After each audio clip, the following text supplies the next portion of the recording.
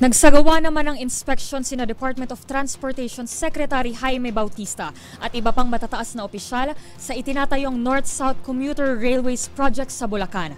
Sa naturang pagbisita, ibinida rin ng kontraktor ang isang environment-friendly train station.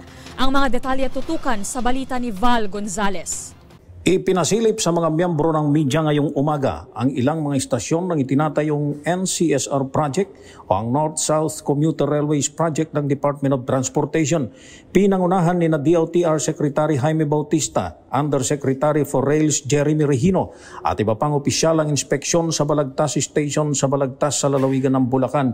Dito'y ibinida ng Japanese contractor na Sumitomo Mitsui Construction ang Balagtas Station na isang environment-friendly train station.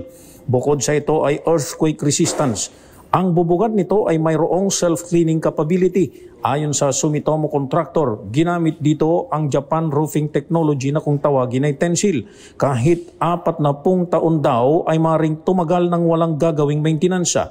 Mabilis din ang progress rate ng construction ng Balagtas Station na mayroong 93.64%. Sumunod namang ipinakita sa media ang Malanday Depot sa Valenzuela City kung saan nakahimpil ang unang set ng gagamiting tren na tatakbo sa bilis na 120 kilometro kada oras.